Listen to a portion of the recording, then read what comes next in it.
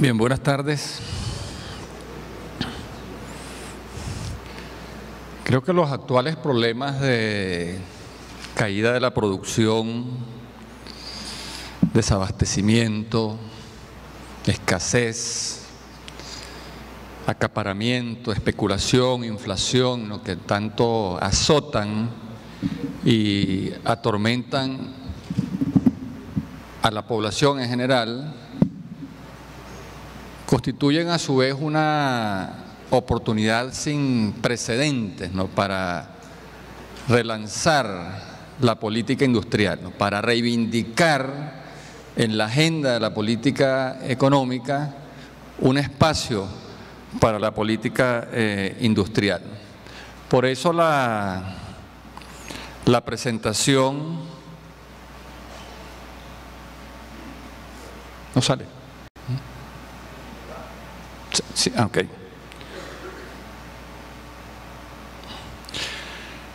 La presentación que preparé como un aporte, ¿no?, para el debate post-Congreso Internacional del Plástico, ¿no?, porque creo que la contribución que hacemos los ponentes y los panelistas en este tipo de eventos trasciende el mismo evento, ¿no?, y son las contribuciones para el debate que viene, ¿no?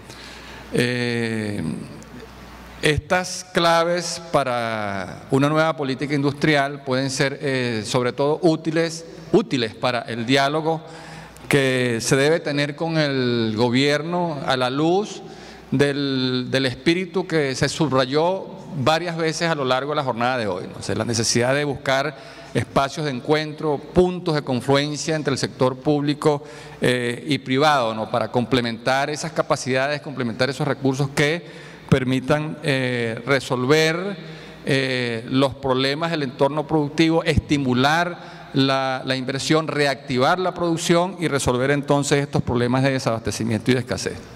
El objetivo entonces de la presentación es presentarles a ustedes, o sea, hacerles a ustedes una propuesta de política industrial que apoye la reactivación, la reconversión, la reindustrialización, el refinanciamiento, la relocalización en el sector plástico, ¿no?, y en el sector industrial en general, a través de un conjunto, ¿no?, de incentivos, de política pública, pero asociados al cumplimiento de compromisos empresariales bajo un principio de reciprocidad que más adelante voy a explicar, ¿no?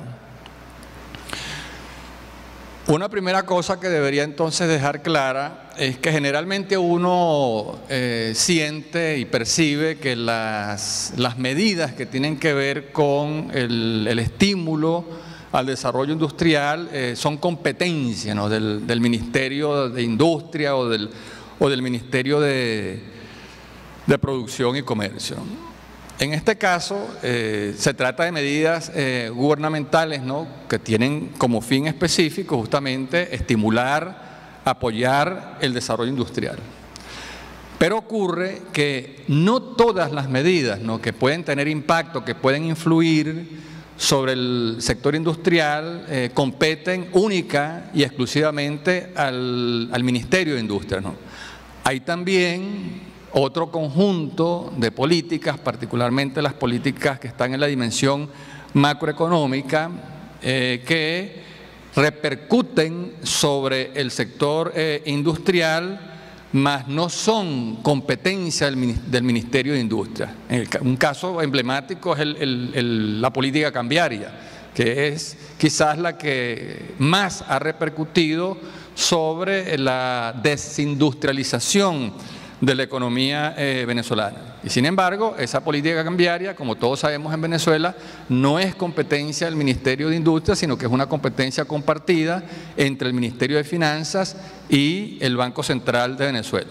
Sin embargo, aunque no sean una competencia del Ministerio de Industrias, necesariamente tienen que ser consideradas como una dimensión de la política industrial, toda vez que los esfuerzos que se hagan en materia de política industrial pueden ser terriblemente mediatizados e incluso anulados por la incoherencia o la contradicción que pueda haber entre las políticas macroeconómicas y las políticas sectoriales, que es efectivamente lo que ha pasado en los últimos años, ¿no? Donde buena parte del esfuerzo que se ha hecho de los ministerios vinculados a la producción termina siendo entonces anulado por la incoherencia con la política macroeconómica.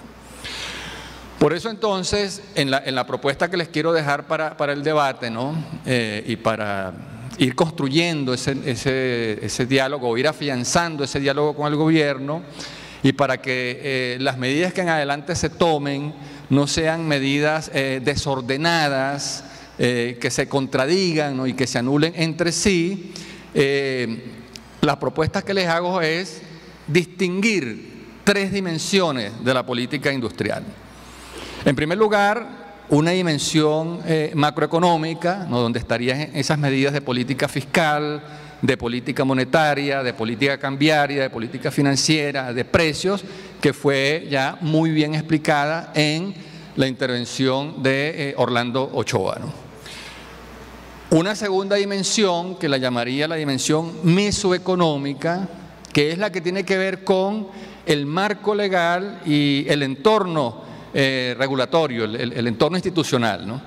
Hay un conjunto de leyes que necesariamente hay que abordar si se quiere crear un clima propicio a la reactivación del aparato productivo, es decir, la ley del trabajo, la ley de precios justos, la ley orgánica de ciencia y tecnología, la ley de concesiones, la ley de promoción de inversiones, o sea, un conjunto de leyes que tiene que también pensarse en una propuesta bien articulada, bien armada, de lo que sería entonces ese esfuerzo por relanzar el desarrollo industrial de Venezuela. Y una tercera dimensión, que es donde me voy a detener con más detalle, que es ya lo que llamaría la dimensión microeconómica, la dirección propiamente sectorial de la política industrial, donde hay un conjunto de instrumentos que bien administrados, aplicados de manera coherente, pueden lograr ese efecto multiplicador de los mismos. En lugar de anularse, más bien se potenciarían entre sí, ¿no? Y están desde los instrumentos tradicionales de manejo de aranceles, financiamiento, suministro de materias primas, compras gubernamentales, a otros que voy a explicar más adelante. Son muchos, ¿no?, los problemas de la industria. En una exposición de 20 minutos no los puedo abordar todos, me voy a centrar en los problemas más importantes para definir entonces una serie de objetivos, una serie de metas y los instrumentos, ¿no?, que pudieran utilizarse para armar esos programas. Los principales problemas, me voy a basar aquí, voy a citar aquí la encuesta de coyuntura del segundo trimestre del año 2015, publicada recientemente por Conindustria. Ahí hay una serie de problemas, ¿no?, que están identificados, desde la falta de proveedores de materias primas, la falta de divisas, la incertidumbre política, el control de precios, el racionamiento eléctrico, la baja demanda, los rezagos en tecnológicos, en maquinaria y equipos, la falta de financiamiento, la falta de mano de obra calificada, los controles, los problemas para la exportación, la competencia desleal de productos importados. O sea, es una problemática compleja que debe ser abordada. De esos vamos entonces a enfocarnos en 5 problemas, lo que considero que son los más importantes, los fundamentales. Uno tiene que ver con lo que ya se ha explicado aquí. El sector plástico de alguna manera es también el reflejo de lo que es la industria en general, ¿no?, los problemas asociados con las variaciones en el nivel de producción, ¿no?, que es el efecto, ¿no?, de las causalidades anteriores, de los factores anteriores, finalmente se reflejan en una variación, ¿no?, en el nivel de producción. Eso se recoge entonces en un altísimo porcentaje de la capacidad instalada que está ociosa, ¿no? Se ha hablado en la mañana de hoy entre el 40 y 50% de capacidad ociosa. Los datos de la encuesta de coyuntura de Cunindustria dicen que en promedio la industria está trabajando a solo 48% de la capacidad instalada. Este problema, a su vez, es una enorme oportunidad porque significa que en un país que está sufriendo estos enormes problemas de escasez, de desabastecimiento, es posible, con un buen programa de reactivación, duplicar la producción sin tener que hacer nuevas inversiones en maquinarias, en equipos, galpones, industria, porque las plantas ya están instaladas, pero están trabajando apenas a media máquina. O sea, muchas empresas lo que están es prácticamente guapeando, ¿no? Para no quebrar, para no cerrar. De modo tal que aquí hay un enorme potencial que con los incentivos adecuados se puede entonces aprovechar para duplicar la producción y contribuir a conjurar estos problemas de escasez, de acaparamiento y de especulación. Otro tema tiene que ver con las inversiones a realizar, ¿no? Las inversiones mayores, que son la franja azul, ¿no?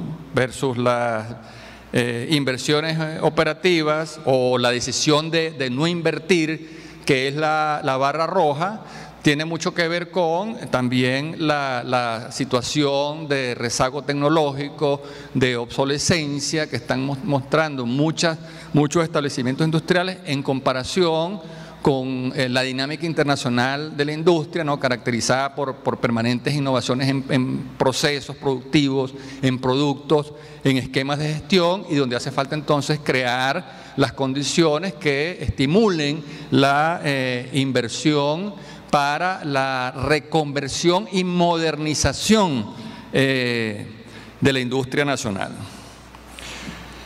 Otro tema tiene que ver con la concentración regional, ¿no? de la industria. Fundamentalmente está concentrada en el eje norte costero. Allí está el 66% de los establecimientos, allí se genera el 70% del valor agregado manufacturero y el 70% del empleo manufacturero, ¿no? Esta mañana vimos cómo en el mapa de las ventajas comparativas que el país tiene, o sea, las reservas de gas, los yacimientos de gas y de petróleo y lo que son los insumos para el desarrollo de la industria petroquímica y del sector plástico, tienen una ubicación muy regional definitiva, entonces muy determinada, muy definida. Habría que pensar entonces también en los incentivos para la relocalización de las empresas justamente en esas regiones, en esas localidades donde están estas ventajas. A la luz de estos problemas entonces planteo 5 objetivos de política industrial. Una nueva política industrial con un horizonte temporal de 10 años debería plantearse al menos estos 5 objetivos. En primer lugar, el objetivo de reactivación por todo lo que hemos dicho. O sea, empezar por optimizar el uso de la capacidad que ya tenemos instalada. En segundo lugar, el objetivo de modernización, de reconversión de esas industrias que tenemos para ponerlas al día con el estado del arte a nivel internacional. Un tercer objetivo para la reindustrialización del país, lo que planteaba Asdrúbal Olivero, o sea, recuperar el aporte, la contribución del sector manufacturero al Producto Interno Bruto, que viene mostrando una franca decadencia en los últimos 15 años, ¿no? Un quinto objetivo, que también lo planteó Asdrúbal en su exposición, que tiene que ver con el refinanciamiento de la deuda, no solamente la deuda que la industria tiene con la banca, ¿no? Donde tiene muchos activos comprometidos, donde se le dificulta el acceso a nuevo crédito, sino también incluso el abordaje de esa deuda que Sencoex heredó de Cadivi y que tiene que ser cancelada con nuevos instrumentos para destrancar el juego con los proveedores de esas industrias, incluyendo aquí la propuesta que hizo Conindustria de pagar esa deuda con bonos de la deuda que puedan ser renegociables en los mercados. Y un quinto objetivo de política industrial que sería el de la relocalización, ¿no?, a través de la creación de esas nuevas zonas especiales de desarrollo para concentrar allí el grueso de la inversión pública y privada en materia de infraestructura y servicios de apoyo a la producción y la inversión privada manufacturera. Asociado a cada uno de esos objetivos, entonces les propongo un conjunto de metas, ¿no? O para proponer, incluso en ese acuerdo público y privado, convenir un conjunto de metas, ¿no? En primer lugar, la meta de reducir esa capacidad ociosa para tender a utilizar el 100% de la misma a través de los incentivos que luego voy a explicar. En segundo lugar, ¿no?, a través de ese proceso de modernización y de reconversión tecnológica que permita sustituir de manera ineficiente, de manera eficiente las importaciones y además de eso diversificar y aumentar la oferta exportable, poder entonces tener una industria con una balanza comercial equilibrada que genere sus propias divisas y que no tenga que estar dependiendo de las asignaciones de Sencoex o de las subastas del SICAD. En tercer lugar, vinculado con el tercer objetivo que les había planteado de reindustrialización, proponerse aumentar la densidad industrial, que en estos momentos es de 0.25 establecimientos por cada 1.000 habitantes, a por lo menos un establecimiento manufacturero por cada 1.000 habitantes. Este es un indicador muy sencillo, no se saca dividiendo la población entre el total de establecimientos manufactureros. Este está sacado sobre la base de 28 millones de habitantes entre 7.000 establecimientos manufactureros. Eso da 0,25 establecimientos manufactureros por cada 1.000 habitantes. Colombia, nuestro vecino de al lado, tiene 1.2 establecimientos industriales por cada 1.000 habitantes. México tiene 1.7. Argentina tiene 1.9. Brasil tiene 2.2 establecimientos industriales por cada 1.000 habitantes. Nosotros apenas tenemos 0.25 establecimientos industriales por cada 1.000 habitantes. Plantearse el objetivo de un establecimiento por cada 1.000 habitantes no es una meta descabellada, es alcanzable. Nos quedaríamos incluso por debajo todavía de Colombia, de México, de Argentina, pero significaría que el parque industrial venezolano se cuadruplica, ¿no?, de 7.000 a 28.000 establecimientos manufactureros, con todo el impacto que eso tiene en la producción industrial, en el efecto multiplicador que tiene la industria sobre otros sectores, en el aumento del empleo productivo.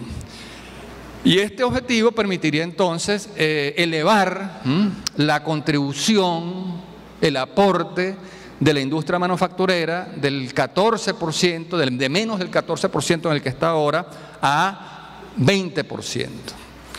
Los convencionalismos internacionales, particularmente los indicadores de la ONUDI, de la Organización de las Naciones Unidas para el Desarrollo Industrial, plantean que un país se ha industrializado, una economía ha alcanzado su grado de industrialización cuando el sector manufacturero aporta al menos el 20% del Producto Interno Bruto.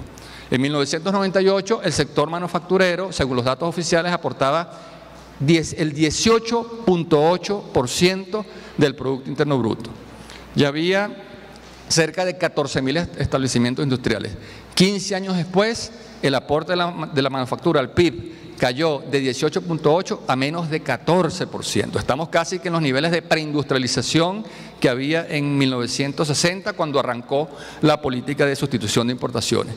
Y de esos 14.000 establecimientos, como ya lo planteé, se redujeron a 7.000. Entonces que hay un objetivo muy concreto para recuperar el peso relativo y el dinamismo del sector industrial dentro del total de la economía. Y una quinta meta, ¿no?, que sería entonces promover esas zonas especiales de desarrollo industrial donde se va a concentrar, como ya lo apunté, la inversión pública y privada en la creación de esa infraestructura de apoyo a la producción.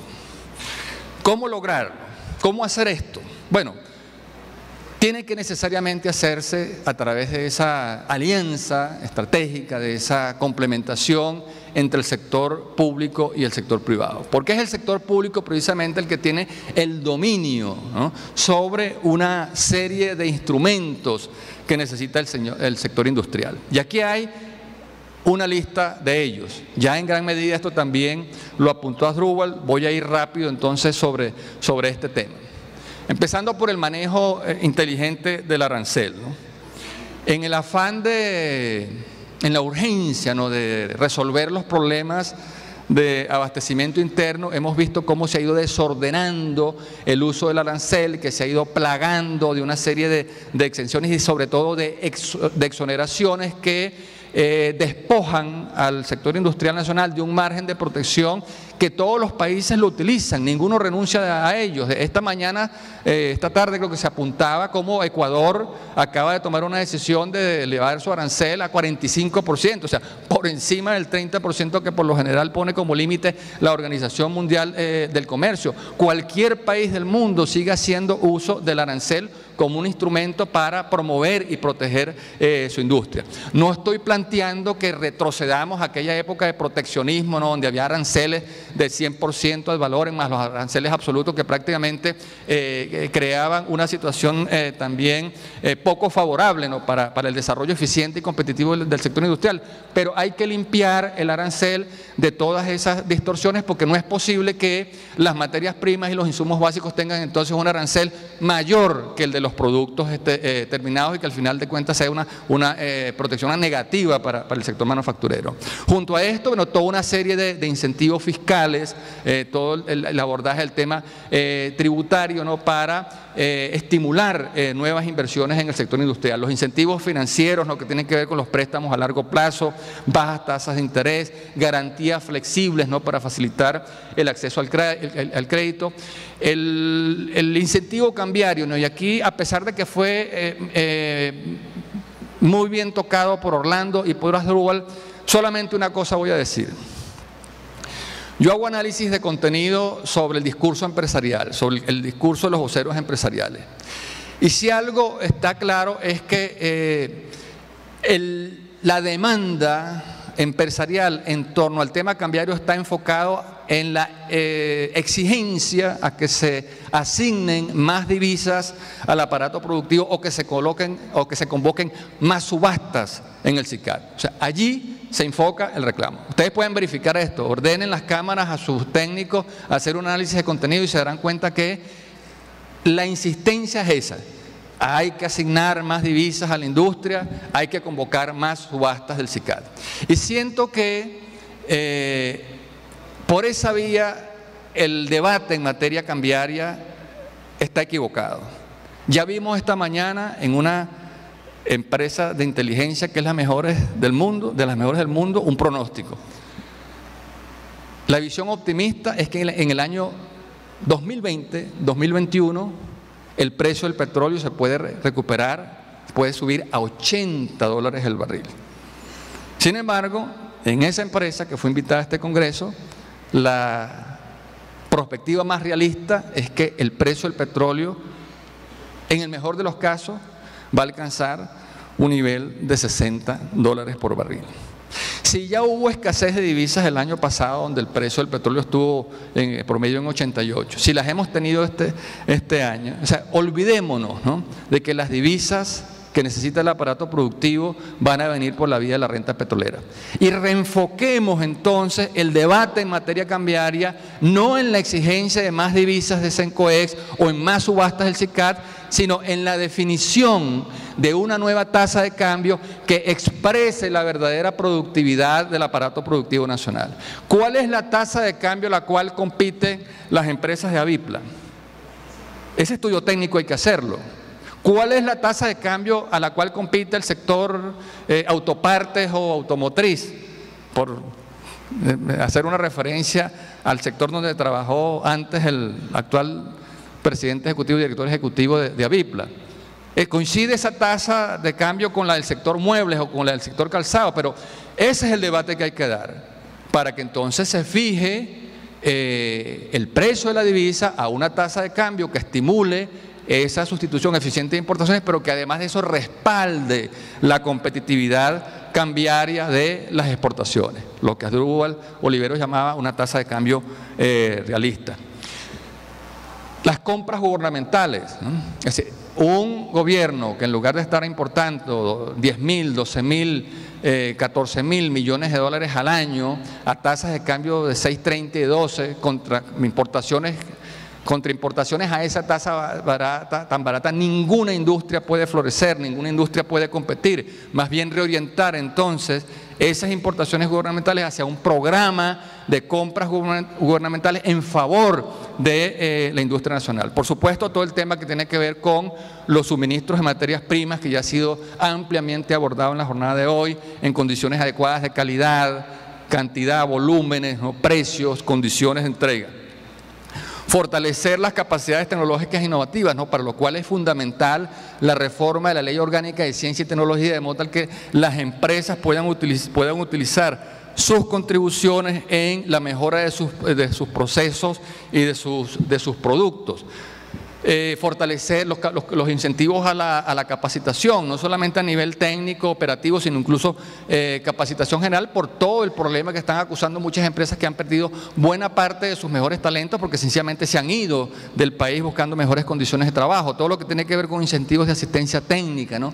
La creación de centros de innovación, centros de servicios tecnológicos, ¿no? Que no pueden ser desarrollados o por una sola empresa porque rebasa sus capacidades, pero donde se pueden encontrar soluciones asociativas para responder a problemas comunes, ¿no? Todos los incentivos a las exportaciones, aprovechando los acuerdos de integración comercial, ¿no? Los programas de inteligencia, de promoción, de financiamiento a las importaciones.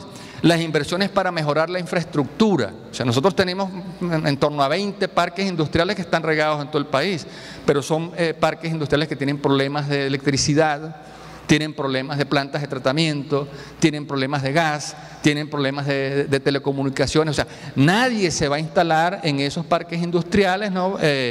Porque le den un préstamo a baja tasa de interés y largo plazo. De allí entonces que en un Estado, en un gobierno que va a padecer restricciones fiscales en los próximos años, una ley que hay que también reformar es la ley de concesiones y la ley de promoción de inversiones para estimular la inversión privada en esos parques industriales, en esas zonas especiales, de modo tal que se cree un nuevo negocio inmobiliario, ¿no? Donde se vendan o se alquilen las parcelas, los galpones y se presten todos estos servicios ofrecidos por esa inversión privada nacional extranjera, porque el sector público sencillamente no tiene recursos, no tiene la capacidad financiera para acometer ese tipo de inversiones. Bien, todo esto, ¿no?, que se puede lograr necesita entonces el diseño de un mecanismo eficaz que facilite el diálogo entre el gobierno y la industria. O sea, el gobierno y la industria no pueden seguir hablándose por la prensa, no pueden seguir comunicándose a través de los programas de opinión, a través de las radios, con todo y que hay comunicadores, ¿no?, como nuestro amigo Eduardo Rodríguez Yoliti, ¿no?, que tanto ha facilitado ese diálogo con el gobierno, porque es un canal abierto para hacer propuestas, para hacer proposiciones, sí, al gobierno. Quizás Avipla es una excepción. Avipla tiene una relación de mucha interacción con Pequiven y con las empresas filiales, pero eso no es lo que pasa con todos los sectores industriales. En la mayoría hay un puente roto, pues. Hay prácticamente un diálogo de sordos, pues, ¿no? En momentos en los cuales, si algo necesita el país, es que el gobierno y la empresa privada se entiendan. Entonces se trata de promover esos espacios, ¿no?, para el diálogo, que permitan entonces la identificación de las partes, sentir que estamos trabajando por lo mismo, que para el gobierno y la empresa privada Venezuela es lo primero, y sobre esa base entonces tomar esta serie de decisiones compartidas, concertadas. Un mecanismo, ¿no?, de interacción permanente con la institucionalidad ejecutora de estas medidas, ¿no? Llámese CENIAT, llámese CENCOEX, Ministerio de Finanzas, Ministerio de Industria, INAPYME, INSE, etcétera, ¿no? Que tenga como objetivo cardinal identificar y eliminar, ¿no?, superar todos esos problemas del entorno macroeconómico, del entorno de la dimensión mesoeconómica y la dimensión microeconómica, para trabajar de manera coherente, para trabajar de manera ordenada, que vaya fortaleciendo esa asociatividad, ¿no?, la creación de esas ventajas cooperativas, ¿no?, entre los sectores público y privado, y que sea un mecanismo útil, ¿no?, para hacerle un seguimiento permanente en tiempo real, ¿no?, que permita evaluar entonces los resultados de estos esfuerzos, detectar a tiempo cualquier desviación, cualquier error, y poder entonces adoptar oportunamente esos correctivos, esos ajustes, ¿no? Y esto necesariamente tiene que hacerse bajo un principio de reciprocidad. Es decir, no se trata simplemente de exigir que el gobierno elimine las leyes, que el gobierno quite los controles, que el gobierno financie, sino cuáles son los compromisos que asume el sector empresarial a cambio de estos incentivos. Porque solamente así se pueden lograr esos consensos, ¿no?, sobre cuáles son esos problemas prioritarios, cuáles serían las estrategias más adecuadas para superarlos, armonizar entonces las diferentes políticas, la política macroeconómica, las políticas sectoriales, ¿no?, que están repercutiendo sobre el sector industrial, y bueno, y entonces hacer ese canje, ¿no?, ese intercambio de esos incentivos de política pública por los compromisos empresariales. ¿De qué tipo de compromisos estoy hablando? O sea, ¿a qué me refiero? Bueno, los compromisos, si se va a reformar la Ley Orgánica de Ciencia y Tecnología, si se van a conceder incentivos fiscales, ¿no?, para que las empresas descuenten del impuesto sobre la renta el porcentaje que hacen en mejora de procesos productivos o en calificación del talento humano, debe haber entonces unas metas concretas en calidad y productividad que justifiquen ese objetivo. Si vamos a hacer las correcciones de las distorsiones cambiarias, ¿no?, que han estimulado todo este deslave de importaciones que han barrido con buena parte del aparato productivo nacional, entonces tiene que haber un aumento en la sustitución eficiente de importaciones, tiene que haber un aumento considerable en la diversificación de la oferta exportable, en la generación de divisas y en la mejora, ¿no?, en el equilibrio del balance comercial de la industria, para que deje de depender de las divisas de la renta petrolera y cubra sus necesidades con las divisas que ella misma genera. Generar empleo estable, bien remunerado, ¿no? El Estado rentista sigue cumpliendo ese rol empleador, pero ya las nóminas públicas no aguantan un empleado más, y ese es un empleo totalmente inflacionario, ¿no?, cuyos sueldos no tienen como contrapartida la producción de bienes y servicios, ¿no?, y generan ese desequilibrio terrible, ¿no?, entre el mercado monetario y el mercado de bienes. Nuevas inversiones, ¿no?, para aumentar la densidad empresarial, para cumplir con esos objetivos de reindustrialización del país, de aumento del aporte de la manufactura al Producto Interno Bruto. Entonces son una serie de compromisos que perfectamente el sector industrial los puede asumir porque están en su interés, están en su naturaleza y son perfectamente compatibles con los objetivos que se plantea el Estado. Creo entonces que, si bien es cierto que la situación luce muy difícil, luce muy apretada, sobre todo ante el escenario petrolero internacional, el país, y particularmente en esta relación, hay todo un conjunto de medidas que están al alcance de la mano, que se pueden aplicar en el corto plazo y que pueden tener resultados también en el corto plazo, para que ese esfuerzo que hoy podamos hacer juntos, lo disfrutemos mañana todos. Gracias.